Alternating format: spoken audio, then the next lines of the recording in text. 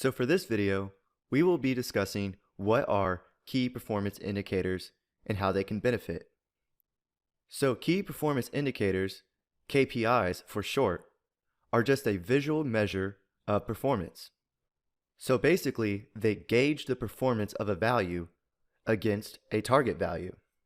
And KPIs just help with the visual representation when it comes time to measuring data. So to start adding KPIs to this pivot table, the first thing that we have to do is create some measures within our data model. And to create measures, we have to go back inside of our PowerPivot window. So let's click the PowerPivot tab, and then we can select either Measures or Manage. I'm going to select Manage because I think it's a little bit easier to see and understand which data we are applying the measures to. So if we click Manage, we can come down and select the sales data, and then any cell that's below this line is where we can insert calculations or measures. For example, let's say that we wanted to get a distinct count of all the product IDs within this data table. So if we select this cell that's underneath this line, but still within the product ID column, we can insert a calculation.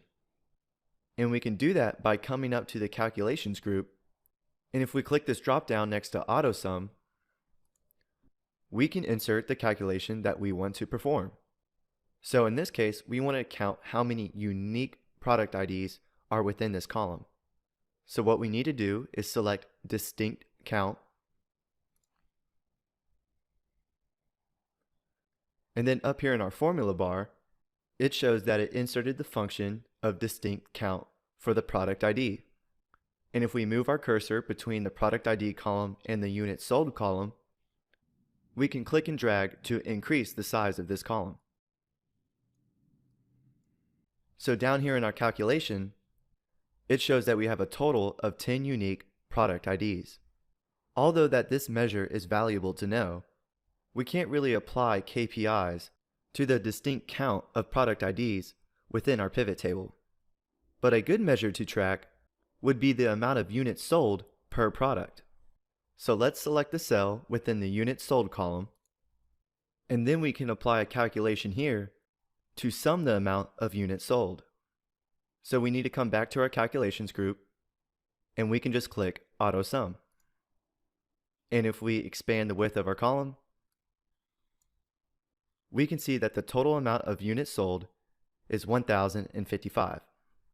So that's how we can create measures within our data model. And measures are needed to create KPIs. So now we can go back to our Excel workbook, and if we look at our pivot table fields, we will see two new fields added to our sales data. We have distinct count of product ID and sum of units sold. And this FX icon symbolizes that this field is a measure. But we can use these measures inside of our pivot table. So let's uncheck total sales and then check sum of units sold too. So now we are using that measure inside of our pivot table. And now we are ready to apply KPIs to this measure. So if we come up to our ribbon, we can select KPIs and then click New KPI.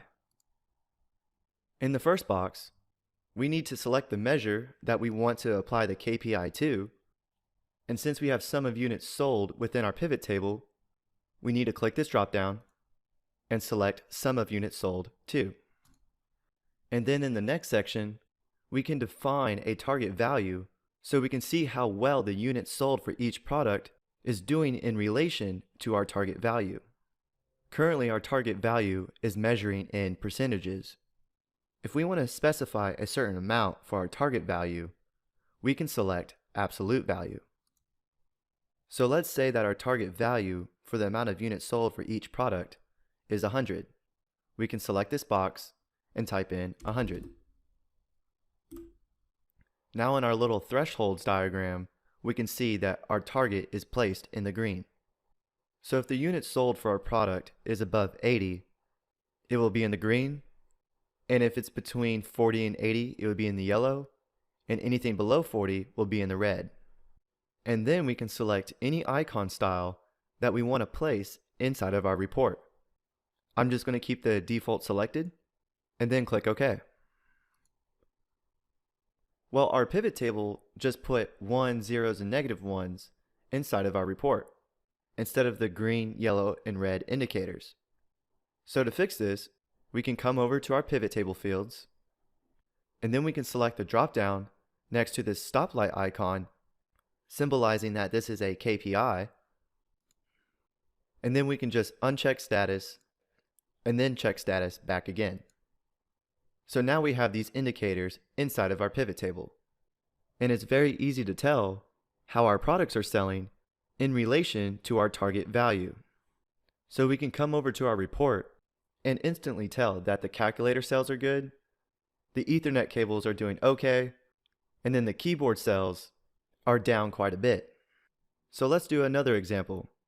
Let's track the sum of units sold by the city instead of by the product name. So if we come over to our pivot table fields, we can deselect product name, and then we need to select the city within the customer data table.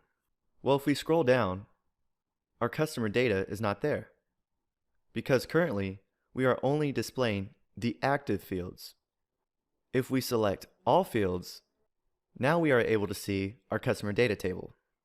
And then we can select our city and drag it to our rows area. Now the reason why I wanted to do another example is to show that our KPI values remain the same. So if we come up to our ribbon and click KPIs, Manage KPIs, and then select Sum of Units Sold To, and if we click Edit, we can see that our target value remained at 100 and our thresholds remained at 40 and 80. So if you ever change the fields inside your pivot table, like what we just did, we went from summing the units sold by the product name to summing the units sold by the city. And you might have different target values depending on the fields that you have in your report. And if that's the case, you would want to open up this KPI window and edit your values. So that's how we can add KPIs to our pivot tables to easily visualize and gauge the performance of our data.